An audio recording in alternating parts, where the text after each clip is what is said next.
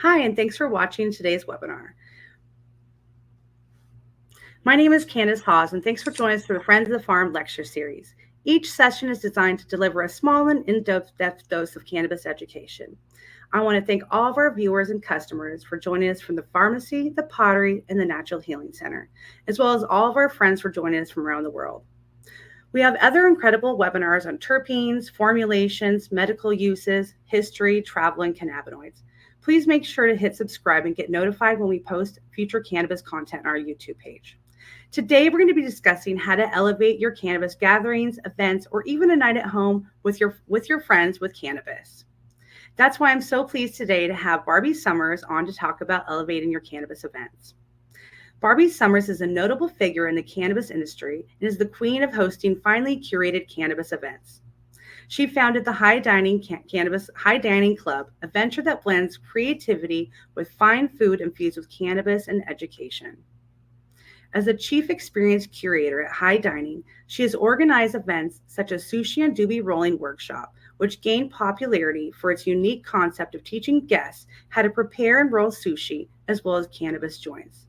She's also the visionary creator of the Moonlit Moveable Feast, a spiritual feast for the senses and journey for the soul.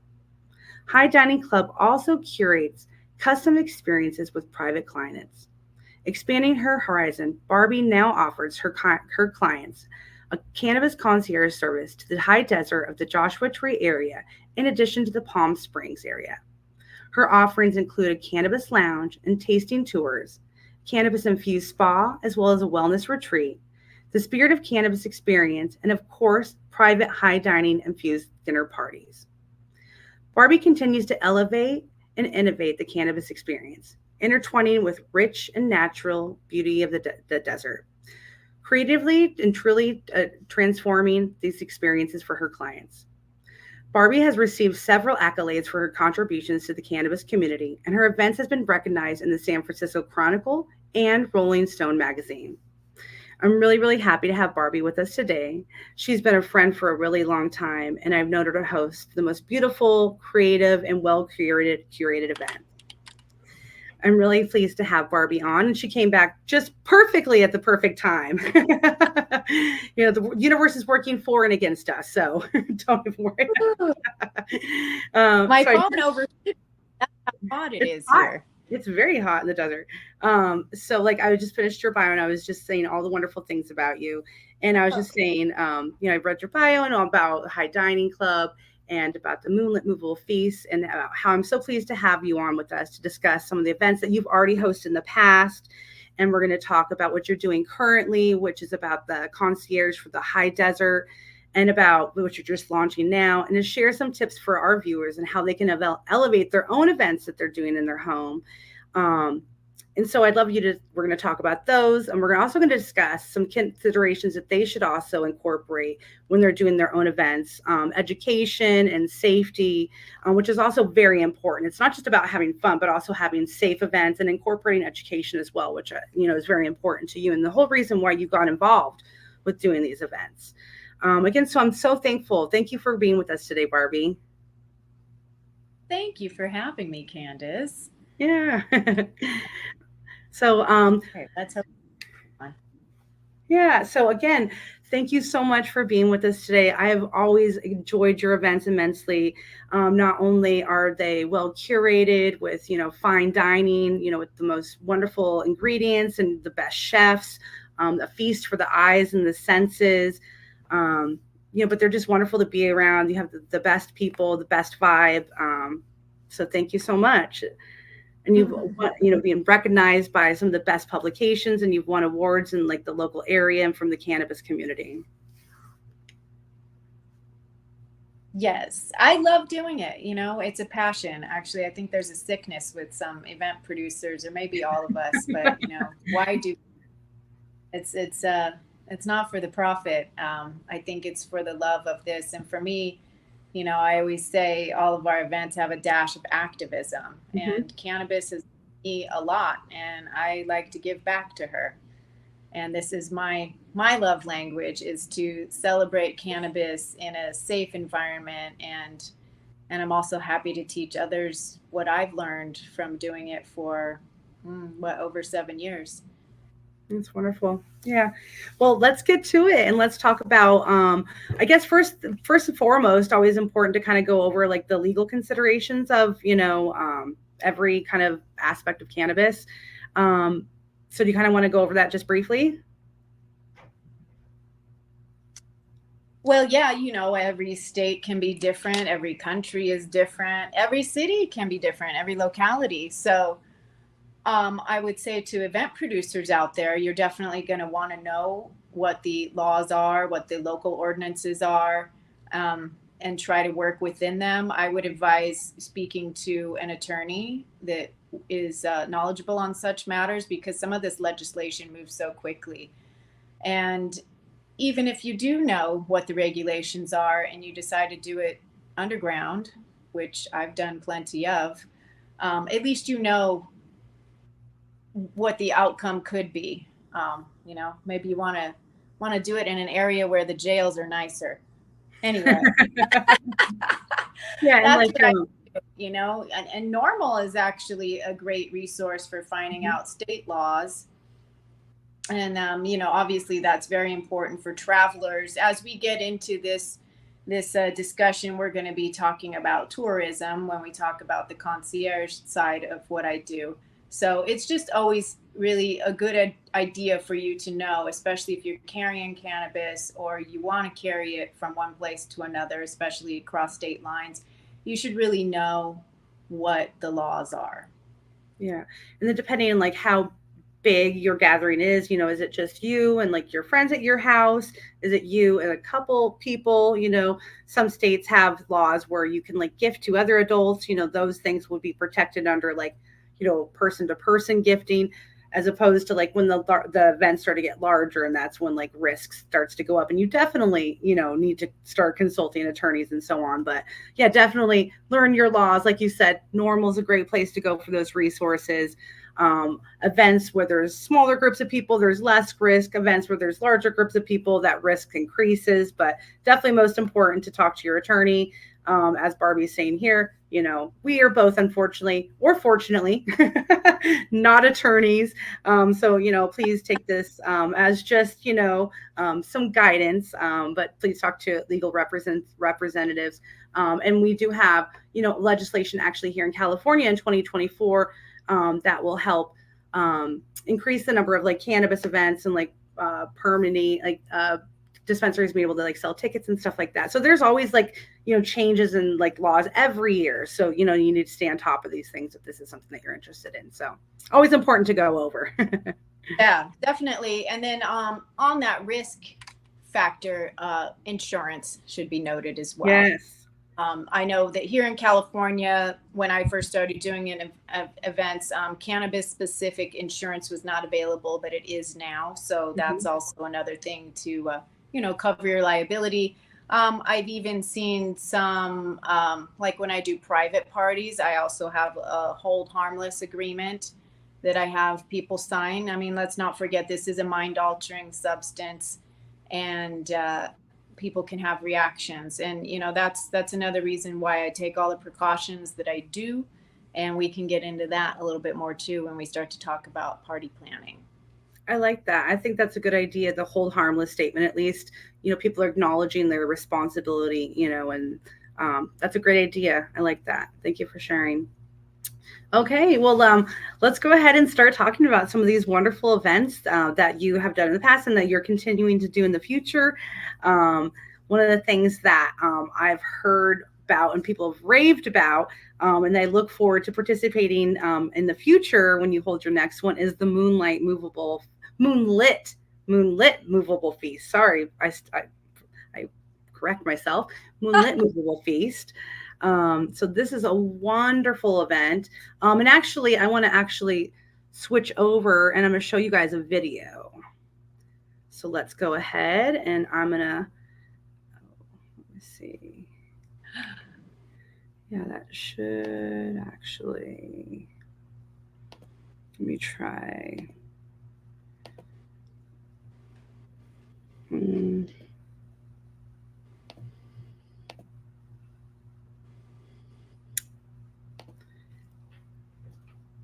Well, it's a really good video. It is.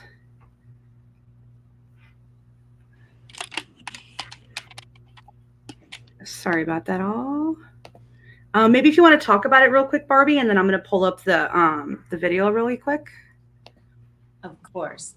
The Moonlit Movable Feast is, I would say, our flagship production. It's the one that's gotten the most press, and some people have said it's life-changing. And I think coming to this part of the Mojave Desert near Joshua Tree alone can be life-changing, just to be able to connect with the earth and the stars. This is a dark sky zone. Really, it shifts something in you. I think that's why so many people are drawn to live here. There's so many interesting people that are drawn to live here. And I love to celebrate all of that, everything that's interesting to me in Joshua Tree, as well as the finest products in cannabis. And it all culminates under the full moon in Joshua Tree at a beautiful artist compound. We may change the location from time to time, but you can always bet that there's going to be a really amazing landscape to enjoy. Not only a 4-course dinner, but also live music. We open with sound healing just to wash that 10 freeway off of you. In the mindset to really receive all that is to come. And I love having glass blowers right by the entrance. So I'll just walk you through how it goes. You check in with our lovely host, and you are told which seating you're in. We usually have 2 seatings. And then you walk by the glass blowers, the fire, and can't stare too long though. Right. And then you get your welcome beverage. And I used to not serve alcohol, and I'll tell you why I did begin to serve alcohol. This is yet another, quote unquote expert tip from somebody who's been doing this for a while. Our celebrations tend to be alcohol centric, and they have for centuries. I see a movement towards not drinking and using cannabis and psilocybin actually more, but I do have some people that enjoy alcohol. So instead of them bringing a bottle to my event, which has happened before, or instead of them going to a bar before my event, which has also happened before, I would rather control the alcohol. Because again, there are some health concerns. There's also drug interaction concerns, and I'd rather control it. So I give them 1 alcoholic beverage, and that first stop after you walk by the glass blowers, you can choose if you want a cocktail or a mocktail, and the bartender will make that for you. And then you're on your cannabis journey after that 1 alcoholic beverage. I have also paired it with wine once. I know you're familiar with Jamie Evans, the herb somm. She's a wine sommelier and a cannabis sommelier. So, why not take advantage of her knowledge? And we ended up pairing a glass of wine with the main course. But typically speaking, I will serve it towards the top of the dinner party so that alcohol can kind of wear off as the cannabis levels in your body are increasing. So we stay away from crossfade, which is an effect that can make people feel ill, to say the least. And that's a liability right there too. So as a good host and a good shepherd, if you will, for your audience, or even if you're doing a dinner party at home, you're going to want to watch the amounts of alcohol and really try to limit it and try to control it if you can. Just call it a welcome beverage and say that's all you get. Okay. I think Do you want me to walk through the rest, or is the video going to be able to be played? Let's try maybe one last time. I'm going to delete it. Because I can keep talking too. Yeah, I'm going to try one more time to put it in. Yeah. You know what? I think the best thing to do, it's such a great video too. I apologize. We removed the age restriction, and for some reason it put it back on there. It's a great video. What I'm going to do, I put the link actually in the chat so people can copy it, paste it, and watch it later. When I send the email out later too with the link to watch the video, I'm going to put it in there as well so people can watch it. I'm so bummed too because it was so good and we actually prepared it so it'd be ready for you guys. So I'm so sorry we can't include it here, but I love the video because it really was a nice little journey through the event. But you really described it so well, and I'm really Oh, glad to.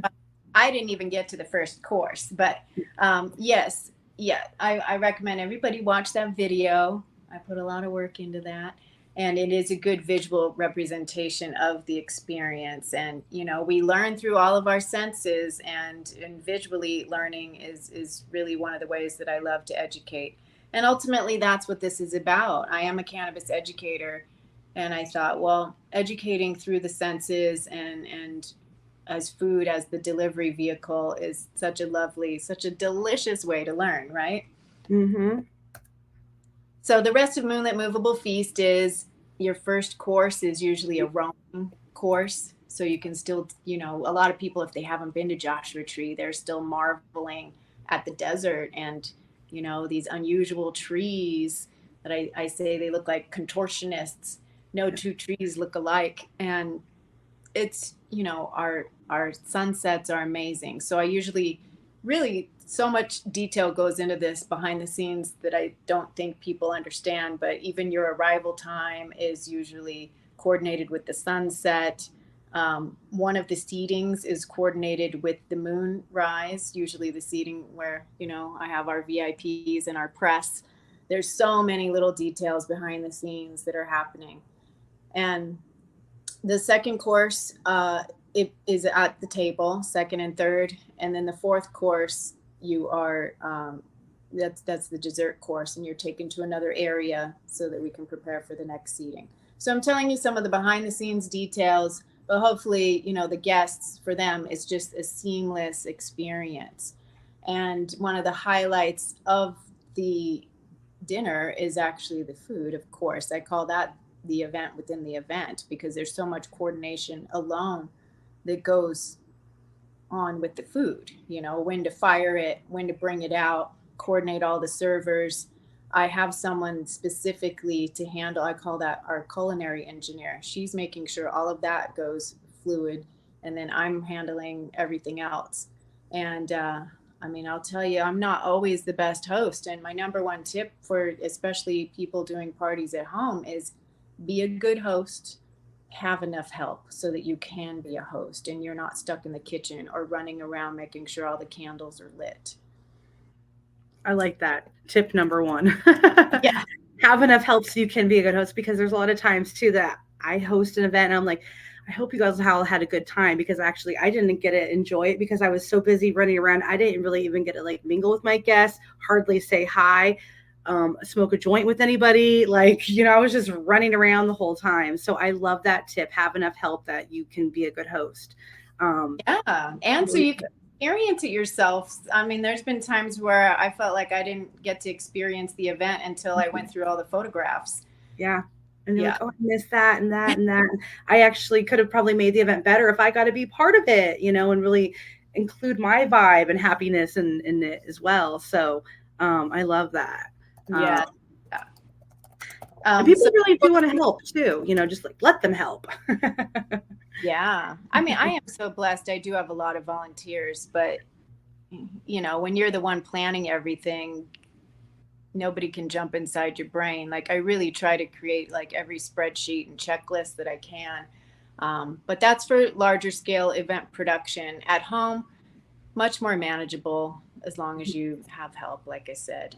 You can borrow tips from the greats like Martha Stewart and Ina Garten, like prepare everything you can in advance. Now I bring in private chefs. I'm not the chef. So thankfully, most of those things, the produce is sometimes gotten the day of the event from the farmers market. We're real we really care about that. We care about the produce. We get it directly from the farmers. And that also, that philosophy flows into the cannabis too. I get the cannabis directly from the farmers. I don't typically get it from dispensaries. And, or the dispensary may be my conduit, but I usually know exactly who the grower is and what farm it's from. And I really care about the intention that it was grown with. And, I love my hippie farmers up in the Emerald Triangle, and I usually only serve sun grown. But I have done some events with indoor, but typically it's sun grown. It's amazing. I just love it. It's so inspirational. Um, I really can't wait till I get to experience one of these events in person and not just, through all these lovely pictures and reviews and stories that I hear from people that got to be there. Thank you so much. I can't We'll wait do to get, it. can I get to You'll be there? I will. It's Yeah. in And so, May of 2019. So obviously we're overdue, but there's only 2 opportunities a year really to do it in Joshua Tree. I need to wait for a full moon, a Saturday night, and good weather. Uh, mm, so we'll do one again eventually, and you will definitely be there. Um, yeah. And then what I love about that event is it's sort of like a mini festival, and I say it's choose your own adventure. After the fourth course, you can go mhm. music or get your cards read by a very incredible intuitive card reader, Francis Shawwecker. And there's a sound telescope I've had there before. We have a local artist that uses a technology where he aims it at the moon and it makes different frequencies, so you can learn about our celestial bodies and also all of the amazing artists out here. No two moonlits are alike, by the way, either. I usually have a different collection of people. So I've had repeat guests because they love the different experience every time. But the highlight of the dining part is the cannabis sommelier who does some terpene education. So our guests can learn about, the different effects that are achieved depending on the terpenes that are present in that cultivar, aka strain. Mhm. And it's just a really nice way to briefly, without a big lecture, teach them about terpenes and create this visceral education, right? Because we're learning with all of our senses and our senses are heightened. And at my dinner parties, I do infuse the food. I never do more than 10 milligrams. I usually will microdose it throughout the night. For some private parties, I've done 5 milligrams as well. For a new person, 10 milligrams can be a significant dose, but this isn't just a dinner party and then I say goodbye. That's why we do have all of these other activations. And because ingested cannabis stays in your body longer, Mhm. we'll usually do that towards the beginning of the night. And then I have plenty of smokables. We usually give people an eighth as well as a pipe, and they also have their own hemp wick. We teach them, how to. Well, I'll just take you through. So we break it up, right? And we get a little stick on our fingers. We don't give you the dry bud, and you smell it. You learn about terpenes. You learn how to pack a bowl if you've never done that before. You learn what the carb is on the side of the pipe, and how to move that while you're inhaling. And we do a group inhalation. And there's definitely a spiritual component to Moonlit Movable Feast. And then we're all on this journey, on the same vibe. And you'll meet some of the most interesting people. By the way, I plant some people in there. I plant some of our most interesting characters of the desert and the cannabis community so that you're guaranteed to sit down next to someone interesting. And the people that buy the tickets are interesting themselves, right? Who, of course, they're going to have a sense of adventure to buy a ticket to a cannabis infused dinner party. It's so cool. So cool.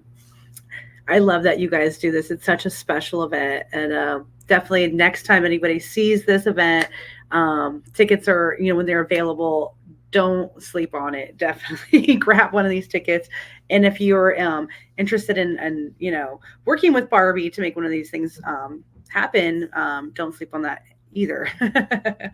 um, do you want to speak? Do you want to talk about the Sushi and Doobie event as well? Are you ready to? Oh, yeah. Let's Yeah. roll.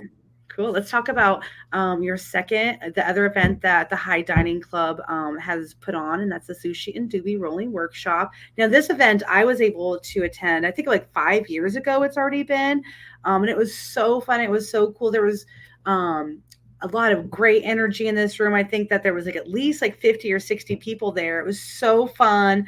Um, Believe it or not, I've been consuming cannabis for a long time, and I actually cannot roll a joint. And actually, I learned a lot of good skills here in this event.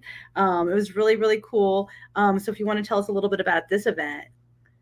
Yeah. Well, again, it's rooted in education, right? Mm-hmm. You Yep. roll a joint. And the reason I wanted to do this is because my joint rolling skills weren't that good.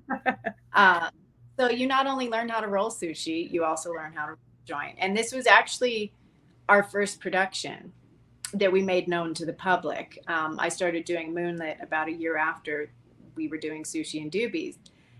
And, you know, the chef is amazing, Chef Victor Miller. By the way, the chef for Moonlit is usually Sabrina Eustace, and I've also worked with Chef Stephen Lee, who's a master chef on, you know, the Fox television show. We got to give credit to our chefs, right? So Victor, he loves cannabis himself, so he was all about this, and he's been a sushi chef at, well, he doesn't work there anymore, so I can say it, Nobu.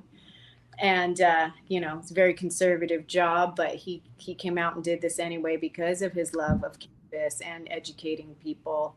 And you know, quite the fishmonger, born and raised in Alaska, and he teaches people on how to know good fish from bad fish, what kind of knife to use, how to make love to your rice, and, you know, make your sushi best it can be. You probably remember that from class, that phrase. So he's a wonderful teacher, and that one's really fun. Whereas, you know, Moonlit is fun, and there's definitely that spiritual component to it. And I say Moonlit is a feast for the senses and a journey for the soul. Well, Sushi and Doobie is fun, fun, fun. And, you know, you're standing there, proper sushi posture, and you're learning how to roll the sushi, and then your reward is the joint. Actually, we roll the joints first because your hands get a little wet with the sushi, so we want to make sure you roll your joint with dry hands, and then we follow and learn the sushi.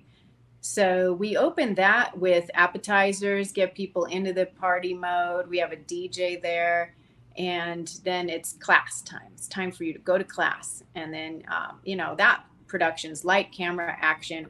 We have a hostess. Her name is Keiko Beatty. She wears a full kimono. She is Japanese, and I love all of the Japanese references she makes too. It's almost like, you know, when she folds that paper for the joint, it's like she's, you know, doing origami. And she also teaches people the bow and how that's respect. And I love that people are learning about Japanese culture along with all of the other things they're learning. And then we close with dessert and a dance party. I never just, you know, dose people and say, see you later. I always like to provide extra education or extra activities. And for that one, you know, I make all these educational puns. So yes, everything that happens after class is an extracurricular activity. And it's just great fun. And I always recommend that people have responsible transportation options. Mm-hmm. You know, even though my events are lightly dosed, if you smoked a lot, then you're going to want to make sure you have some safe transportation. Yep, what did you think about your Sushi and Doobie experience? What'd you say? What do I remember, or what did I like? Yeah, like especially the party part. Yeah, I mean, it was very unique because I had never seen anybody do something like that, you know, combining the two together, like the rolling the sushi and the doobie. I thought it was so unique. It was just so fun. It was, you know, I really love, like you said, like the bringing the culture of like the Japanese culture together with cannabis. That was what really was distinctive to me. And just like learning how to cook, you know, and cannabis together, or like roll the sushi together, is like what I really remember. It was just a really, really fun event. And like learning like a skill from that event and like bringing that home. Even today, like, you know, like going to a sushi restaurant, even though I don't really eat fish, like kind of means something different. Like I remember that event and that experience from it. Yeah, so it was just very special, and I hope that you guys will put on something like this again. And this could even be something fun for people to do if they were doing their own home gathering. A small group of friends, they could watch like a YouTube video on like how to roll sushi at home, how to roll a joint at home. So you could almost do your own like mini sushi and doobie at home. So this could be fun, something fun to replicate. For your small group of friends that's into like sushi and cannabis, or you know. Go smoke a doobie and go out to sushi. Yeah, do that too. And yes, speaking of, during COVID, we actually considered doing a virtual version of that. And you just made me think of that. I think that's still a good idea. And I love how you mentioned how, you bring these skills home. And we always make sure that people not only have extra flour so they can practice their joint rolling skills at home, they also get a pack of rolling papers and a grinder. And so they're really taught, all of the techniques they need to continue to practice, because just learning at one time at the event really isn't enough to, make it stick. So we encourage people to not only entertain at home, but also, continue, do your homework. That's another one of my puns. Yeah, this was a really fun event. Like I said, I hope that you guys launch this again. And I think that idea of like doing it virtually could be really fun as well. Like get your own home party together and then like log on a Saturday night for this really fun home, like, you know, live streamed like across the country or across the state, like virtual sushi and doobie kind of thing would kind of be cool. So I love what you guys do. It's so creative and so fun. You want to move on to what you're doing now in the high desert? Yeah. So I'm really excited about what you've been doing now in the high desert. I think the high desert is so special, especially Joshua Tree. It's just, it's so beautiful. There's so many special people out there living out their dreams and producing art, and so healing. And so I'm really excited about what you're doing, bringing together, the herbal enhancements, the unforgettable experiences, all the event planning experience that you have, all these offerings. So if you want to tell us about what you're bringing together with like your experience and everything that you have to offer, what you've launched with the High Desert Concierge, I'm really excited about it. Thank you. Well, obviously, this is very localized. And, not only do I believe in using local produce wherever we do an event, I also like to support local makers, local chefs, and local artists. This is quite a unique area. And, poets and musicians and sages have, been drawn to this area for centuries. Native American history is here as well. And I like to highlight all of this, the cultural aspect of this area, the history, and who lives here now and what they're making. And it's incredible. We've had an explosion, especially in 2020. A lot of people moved out here, and we have such a vibrant music scene. For an event producer, I've got everything and more than I need to make a really interesting, unique event, infinite possibilities. And with cannabis tourism on the rise, I thought, well, why not share the most interesting things and interesting people of the desert with people who are visiting, who may not know what to do or where to go, or that all of these unique people live here with these offerings that you're probably not going to find anywhere else. So I say, elevate your escape.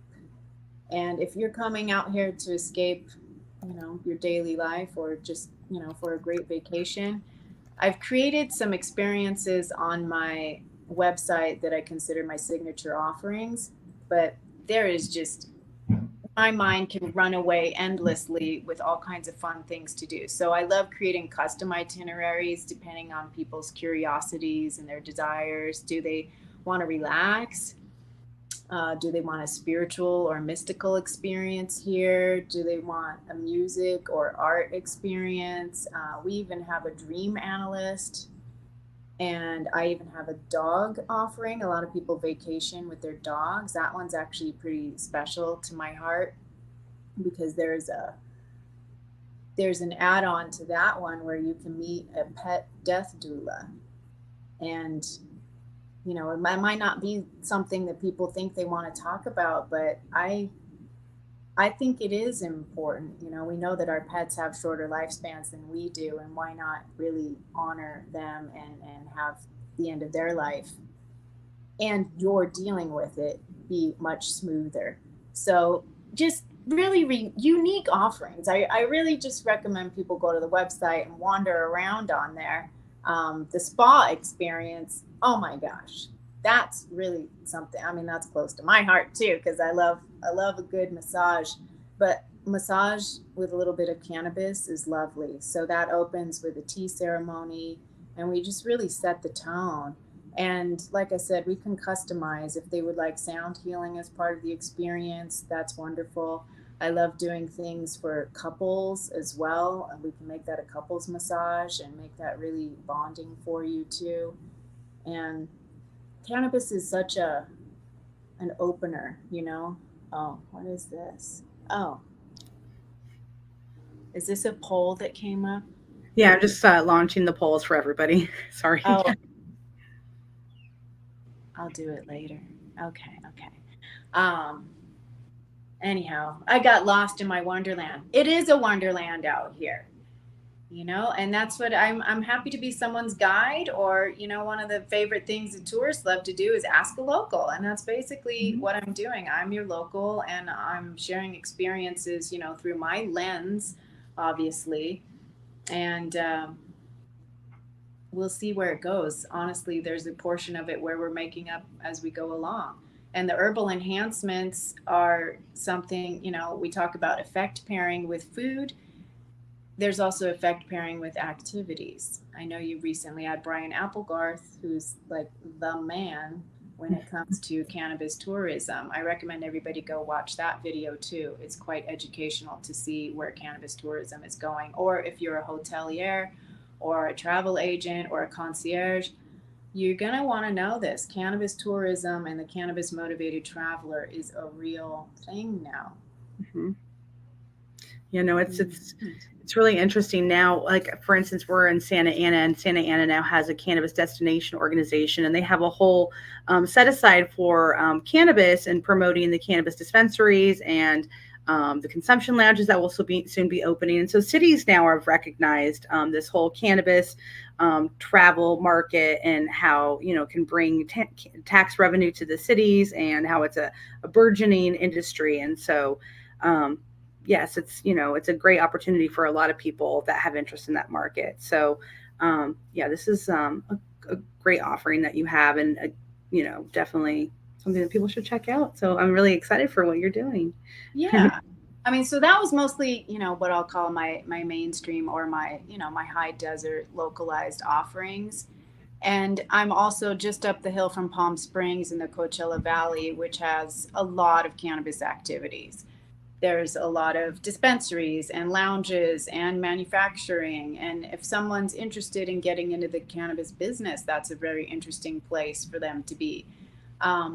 We also offer a cannabis tasting tour. Just as one might enjoy a wine flight, you might enjoy a cannabis tasting, where you can see and smell and smoke different strains and see how you feel. And it's a great learning opportunity. Again, one of those really interactive learning opportunities.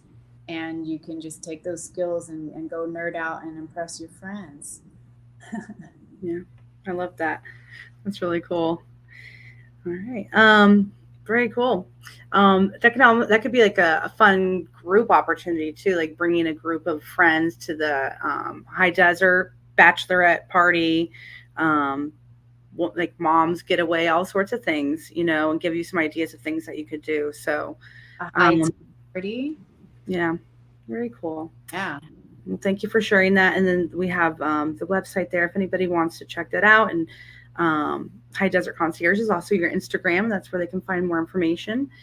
All right. And then on our next slide here, we have some information and we're going to kind of go over this and do some discussion. But if people want to take some of these tips and talk about hosting their own cannabis gathering, whether it's like a holiday or, group of friends take turns, hosting at each other's houses, or celebration for some reason, or whatever it is, you want to incorporate cannabis into your own gatherings. These are some things that you guys might want to think about. So as far as like pre-event considerations, some of the things that we were talking about is, ahead of time, it's good to know, or good to let your guests know that, that this event will be cannabis centric, so ahead of time, we're going to be serving cannabis, food or drink, so ahead of time, are you, open to this, the next day, maybe you have something going on that you don't want to be using cannabis, for those that are new consumers, and that, this impacts them in a different way. Also for those maybe that have, concerns about transportation, so they can plan ahead of time. Maybe they want to bring alternatives, because one of them maybe is going to be driving and the other one, isn't. And so they want to bring something instead. So there's, many reasons why you want to let people know ahead of time for planning. Any other thing that you want to think of that you have to dovetail off of that? Well, just as you would ask your guests about food allergies or intolerance, I think now with this new form of celebrating or entertaining, I should say, with cannabis, you're going to want to talk about drug interactions. For example, if someone's on blood pressure medication, can affect that, and you don't want any negative reactions in that realm. So I advise you, well, like I said, I like having a nurse present at my productions, but you may want to consult or just, do research on your own. It's out there what the drug interactions are. It's really important. You don't want somebody fainting at your dinner party. We're here to have fun. You don't want somebody, getting crossfade. We already talked about that, the interaction with alcohol. But also, if they consumed too much THC, have some CBD on hand to counteract that. Maybe have a little safe place inside the home, like a bedroom where nobody else is if somebody starts to not feel well. If you want to tap into the Cannabis Nurses Association, that's a nationwide organization where you can find nurses who are very well educated on cannabis. So I'm just, providing resources, sharing resources. There's also ganjier. If you're interested in, even if you're having a home party, it's pretty cool to have a ganjier there, right? Your cannabis sommelier. And there's a lot of people that have gone through that program, and there might be one in your state, in your area. So that's another resource you can tap into. Yeah, that would be a super cool thing, to have like a little mini cannabis education party, and invite your friends and have a ganjier there to kind of teach them about terpenes, about, cannabis safety, cannabis education. That would be super interesting and super cool, for your friends. I love that idea. So yeah, all that kind of goes into like pre-event considerations, like notice, safety considerations. And we have like another slide on that afterwards that, we'll kind of like just something like, so all those things that you mentioned will be on that same slide, but very important to make sure that your guests have like a safe and enjoyable time. Because I hear too many stories of people that, overconsumed, or, and they were turned away from cannabis. That could be like a good thing from them just because they didn't have a good experience because they overconsumed. So it's important that we introduce people in a pleasant and enjoyable and a safe, way, that so they enjoy their cannabis experience and get the most out of it. So I love that. Yeah. And I do want to add, it's not always about the high. Correct. Raw cannabis is so good for your health. Like, I think it could be the next superfood if we can figure out the distribution system.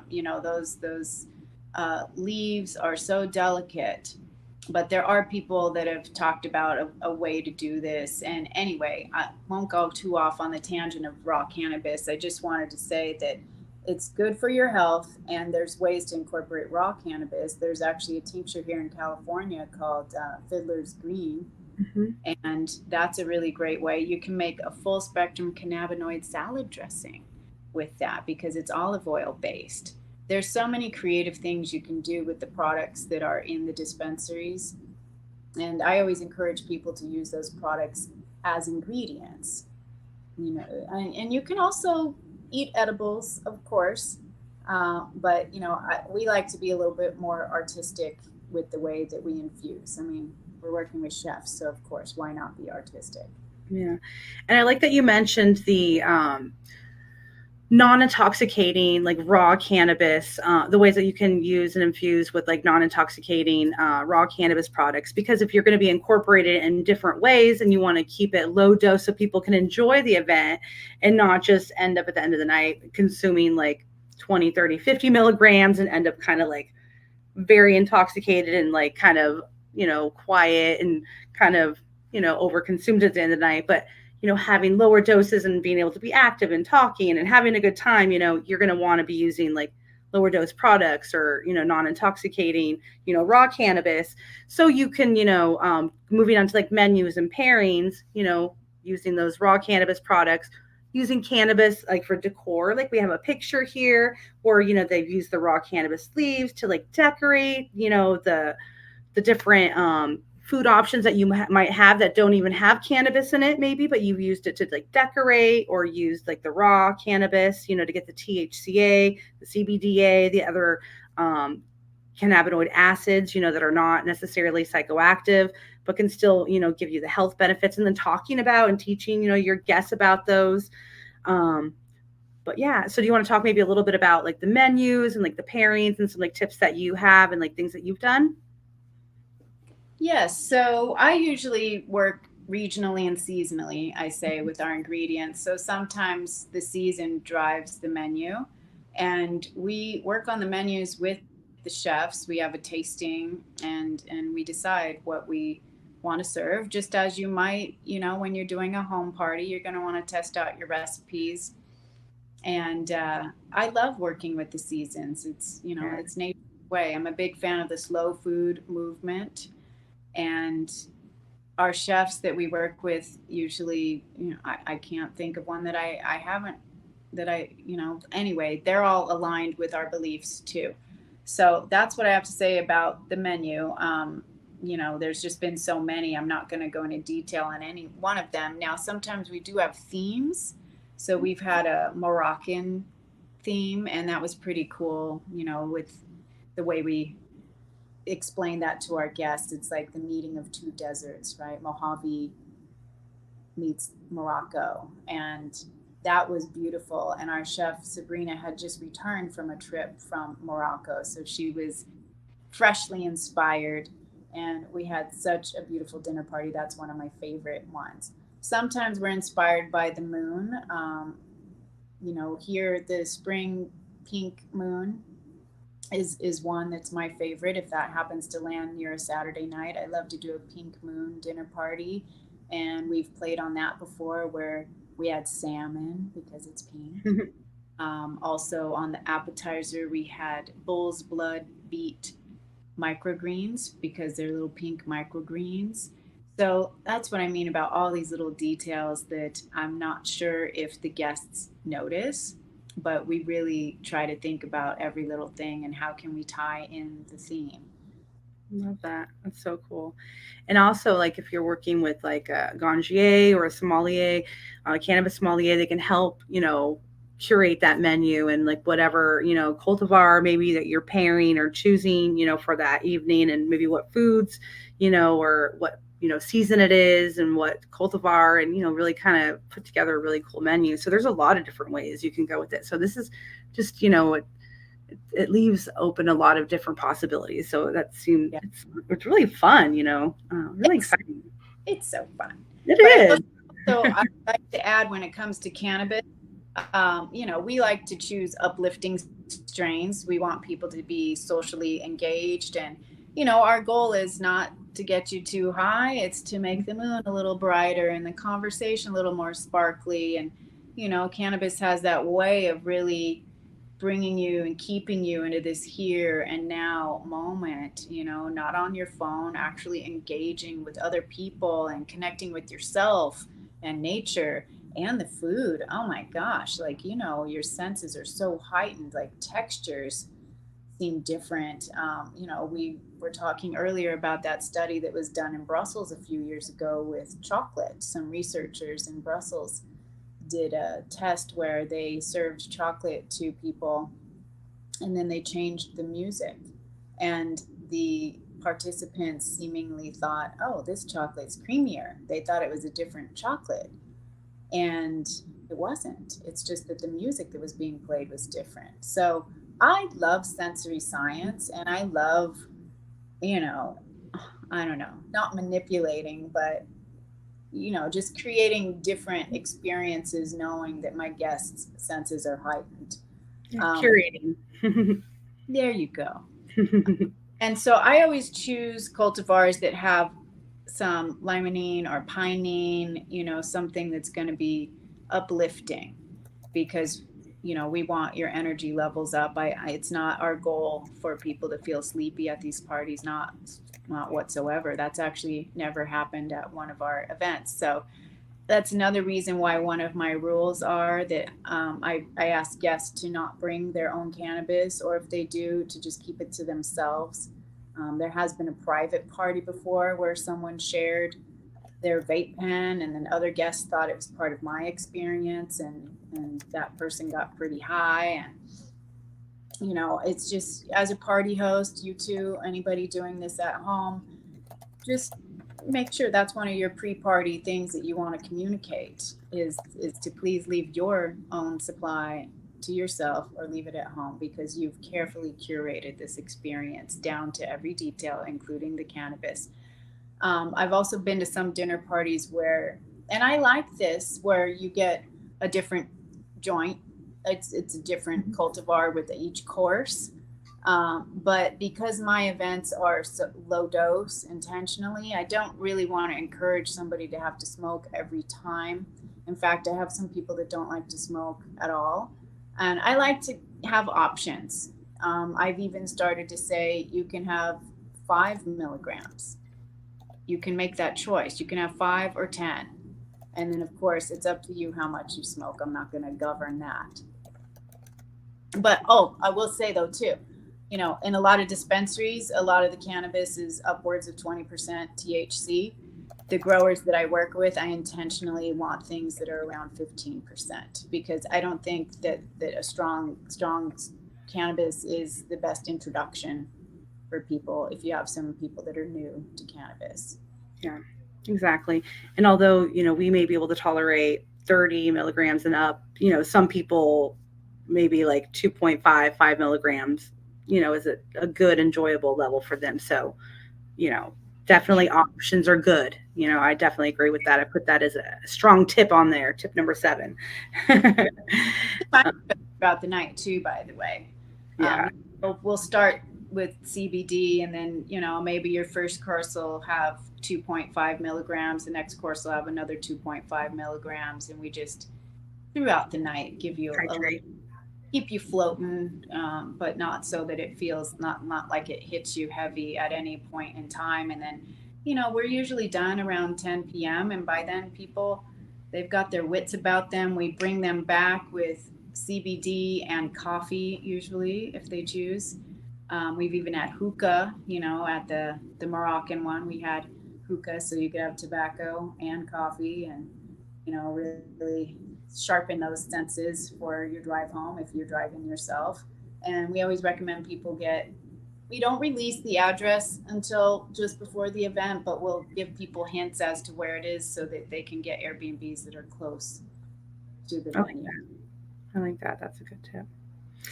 Mm-hmm. I also want to tip on or touch on entertainment. There's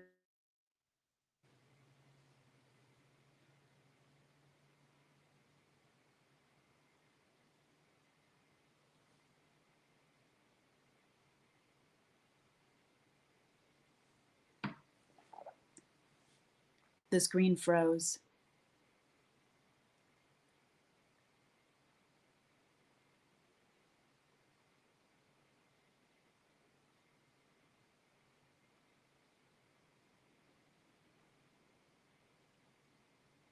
Mm.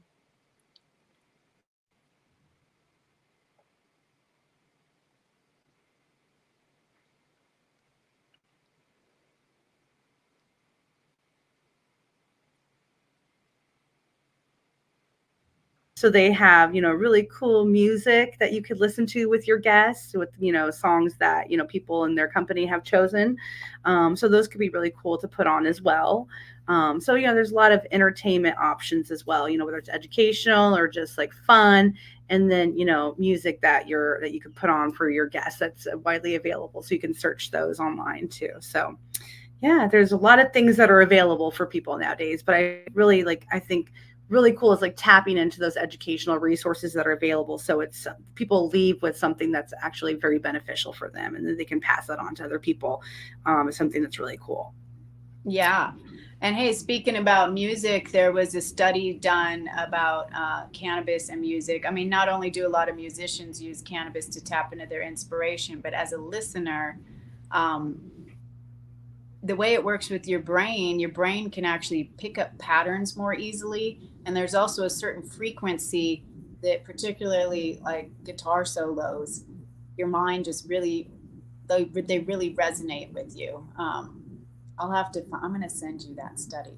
That's pretty cool. That was pretty fascinating. A couple of years ago, I spoke with my friend Saline Osman, and at the Joshua Tree Music Festival. So since it was a music festival, we spoke about the science of cannabis and your brain and music. And that's why you'll notice things. Like I listened to a song I may have heard over and over for decades, and then I'll listen to it when I had a little puff, and then I'm like, oh my gosh, I never noticed that clap or some little small detail in the song. It's pretty amazing that you can just listen to it like it's brand new again. Yeah. So then maybe games incorporating like music would be pretty cool too, because you hear it in a different way, and that could be cool to incorporate in your cannabis gathering too. So not only listening to these cannabis playlists that they put on, but listening, playing these music-based games could be cool too. I love that idea. That was very cool. Infinite possibilities. Infinite possibilities, yeah. So this slide here, although Barbie doesn't use products purchased from a dispensary to incorporate into her events, I just wanted to add this in here as like products that some people may want to purchase if they were putting on their own home gathering. These are things when people, call me at the dispensary and they're like, hey, I'm putting on a party of my own. What are some good suggestions? What are things that you've, suggested? So, always good is, the flower, the pre-rolls, that's always a great party favor. Also like cannabis beverages, like the drinks. Also, there's a lot of now beverages that are great for making mocktails and drinking like in lieu of, alcoholic beverages.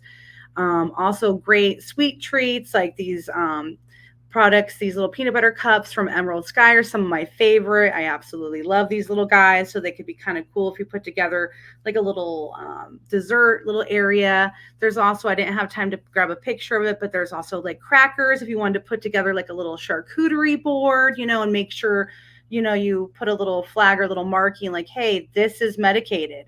This right here, maybe like a little bowl inside the charcuterie tray, like this is medicated, kind of designate what is medicated, what isn't. That's very important, to show what is and what is not, and what exactly is the milligram of it.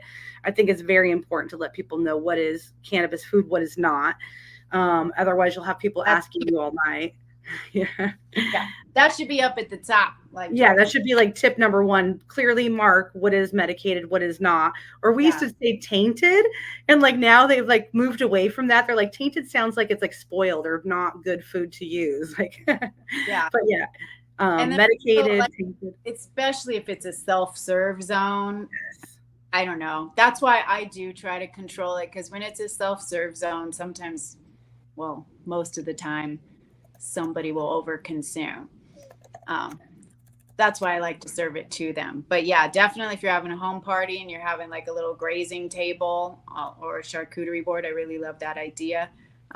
Make sure they know. A lot of times newbies don't know, like it doesn't have relevance to them. Yes. Like I can say, oh, I only do Lowe's dinner parties. It's only 10 milligrams. And they're like, well, I don't even know what that means. Yeah. So just make sure that those, again, another top of the list, all of us cannabis educators know this phrase, go low and slow. That means low milligrams. And the slow is wait until you feel an effect. And for an edible, that could be an hour. Yeah. sometimes a little more depending on a lot of different factors. Yeah. So, you know, if you are invited to a cannabis dinner party, here's a tip for a guest. You might want to explore your tolerance. Mm-hmm. You might want to at home try, 2.5 milligrams, and don't do any more. Just see what that feels like one night. Just see. And also know that, and you can also titrate up too, right? Like if you felt like you didn't really feel it. But I think if you've never tried cannabis before, you're going to feel a little something. And that's the goal too, just to feel a little something, not to feel high, not to knock you out. That's not our goal here at a dinner party. But that way, your tolerance. And so then when you do see that self-serve table, you can be disciplined, hopefully, so you don't end up laid out on the couch, because that's no fun. Yeah, that's great advice. I like that. Experimenting at home beforehand so you don't get yours like just like you wouldn't want to go into a dinner party and like just be taking a bunch of shots and then be laid out on the floor. You want to know you want to take a reasonable amount so you have a good time and know what you can tolerate and still have a good time. That's the goal. Yeah. Um, Say another like, say you take 5 milligrams at home, you're chilling on the couch, the lights are down, you're probably going to fall asleep. That's a totally different experience. And here's where we can talk about set and setting, which is Mhm, very important in the world of psychedelics. And cannabis is a psychedelic too. mhm. That's your mindset. You don't want to go into this with any fear or paranoia. Come thinking that you're going to have a great time, because you will, and you're going to be surrounded by great people. And then your setting is the other thing. If you're in a dark room just chilling, you're probably going to fall asleep. But if you're at an engaging dinner party, speaking to some of the most interesting people you've ever met with all of these great activities, it's a totally different experience. Mhm. That's true. It's very true. So it may hit you differently. That's a good point. Very good point. Mm-hmm. Um, Another one of the products I just want to mention because I really love it and I think it would probably be good for people too, like in this kind of environment, are the plus or the low dose gummies. And like this plus one here is like 1 milligram THC, 20 milligrams of CBD, and then it also has CBG, which can be like mood elevating. So this would be good for somebody or good for somebody that wants to have like a party that has like wants to offer something low dose. Also has that CBD that helps lower some of the intoxicating and mind altering effects of like the THC that might make people feel like a little uncomfortable. And then there's also like tinctures, which some people also can like to add into like food for their dinner party. So that's also an option too. And it's easier to like work with like the dosing of the tinctures as well. And then also can be used as like a remedy if there's like a CBD only tincture for somebody that wants to kind of like level out the intoxicating effects of the THC. So just kind of like there's many, many, many, many, many products, but this was just something Yeah. which is I grabbed just real quickly to share with you guys and so we can discuss. So Now I do um, use tinctures from dispensaries. It's my flower that I usually don't get from the dispensary. Um, well, it depends. In Southern California, sometimes we have the Northern California brands that I like. I tend to gravitate more towards the NorCal brands. But I actually only use tinctures from dispensaries because they're tested and accurate dosing, like you just mentioned. You want to be able to know exactly how much you put in. And for those doing home parties or even event producers, when you're using like homemade or chef made infusions, those can be sometimes really hard to test and know what the potency is. And you can easily overdose your audience. So I really recommend the tinctures that you can get that are tested, and try to get one of those ones that has a tinctures that has little measurements yeah. on the vial, right? So you know exactly how many milligrams you're dosing. I just did something recently with Papa and Barkley. I like that brand. It's solventless, and that's the kind of products I gravitate towards, is solventless and sun grown. Yeah, and they're made up north and really great products. I love Papa and Barkley as well. And then here's just some of the safety considerations, and we've talked about a lot of these already earlier. But yeah, for first-time consumers, like we've talked about before, consider dosing 5 milligrams or less, especially like per course. consider alternative methods of home transportation, or like we talked about earlier, even like possibly, having a space for people to stay overnight.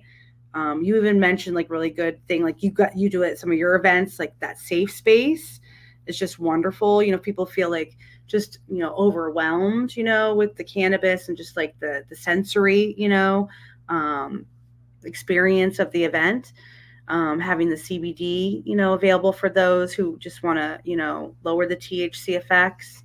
And then, of course, be cautious of, the crossfading and the mixture of the alcohol and the drug interactions that some people could have from taking pharmaceutical medications.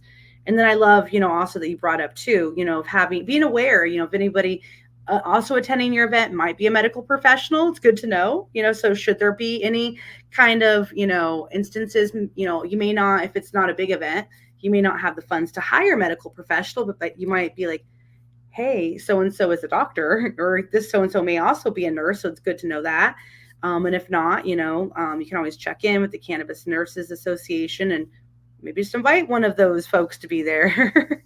Or like, if they have some tips or whatever, is, that's always good, helpful, information. Is there anything else that I left out there from like when we talked before? I don't think so. I think you got everything. Yeah. I mean, ideally, if you have a medical professional there, it's someone who's familiar with cannabis themselves. Mm-hmm. There's plenty of nurses and doctors that utilize cannabis in their everyday lives too. Yeah, just keep the water flowing. Make sure everyone's well hydrated and just feels comfortable, and just keep checking in with people. But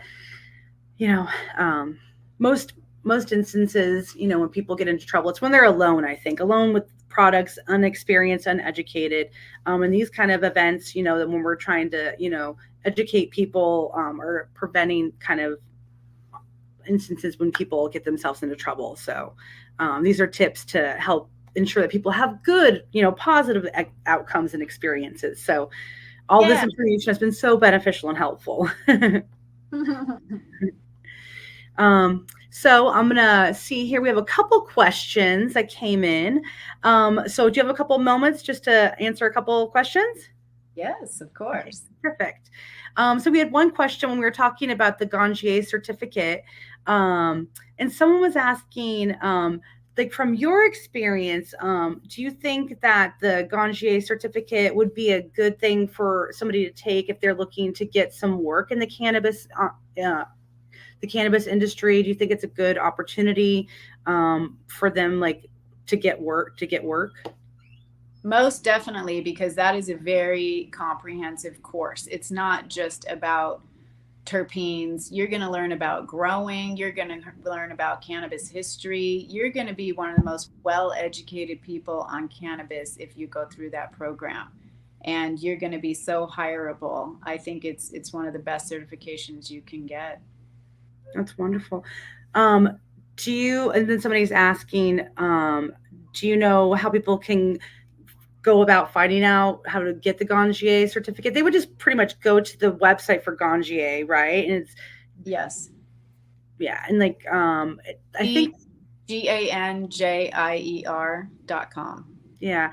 And from what I understand, the original program, you actually had to go up north. It was like immersive, where you went to the farms. You like, it was very in-depth program. And I believe that they have, come out with a couple different programs. So you'd have to just go online and learn about it. But yeah, it's a really great program. So, and not very many people have it. So it's, it's very valuable from what I understand. So, yeah. You would stand out if you had that certification now, and it's so on the forefront. And there's still, it's an evolution, right? Because even their education is it's a new kind of a thing. But yes, they do have a virtual program, and then they also have I forgot what they call it, but basically it's in Humboldt, like the Ganjier Sommelier or something like that. Yeah.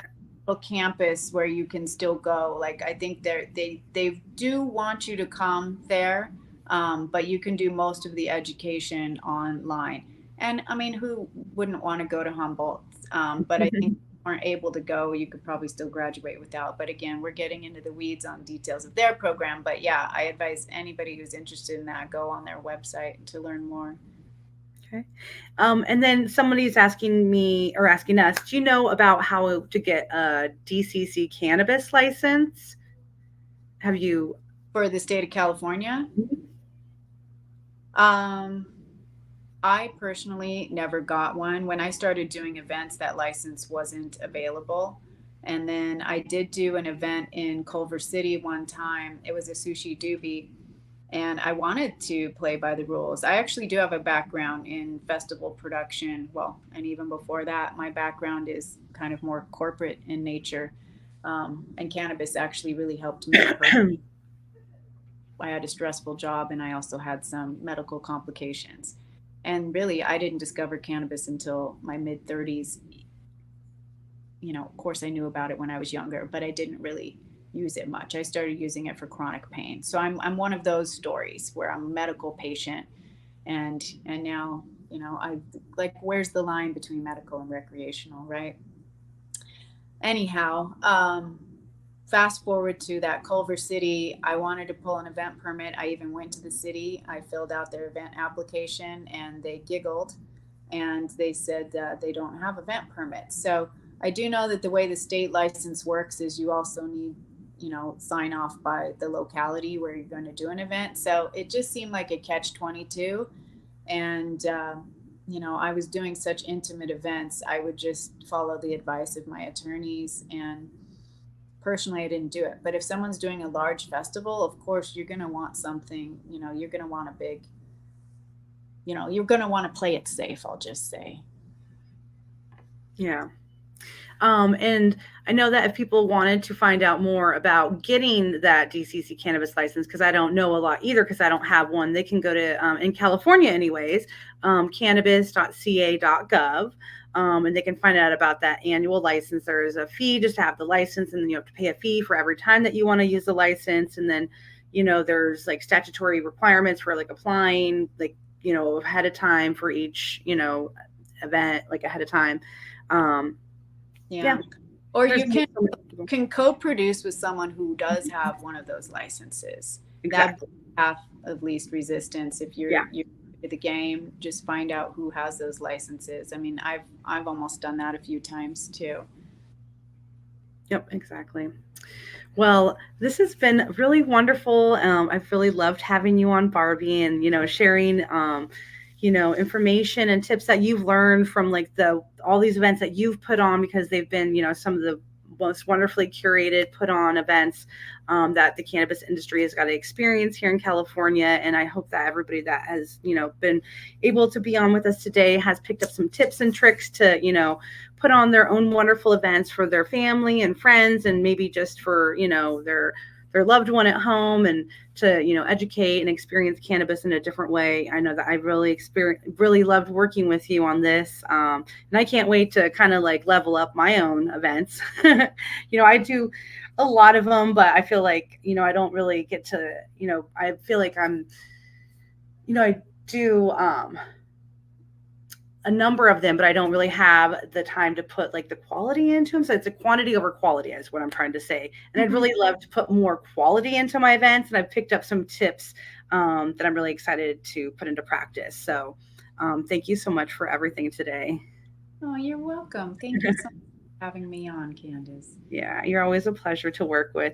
And shout out to Keiko, who I love and who is in one of those pictures, and who always, you know, helps you and me with all of our events. She's such a wonderful person.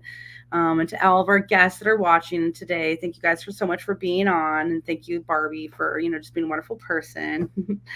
So thank you guys again. I hope that we were able to share some information with all of you guys that will help become better informed cannabis consumers and educator to all of your friends, and that this information that we shared with you guys today will help you become better informed cannabis consumers and help you find relief.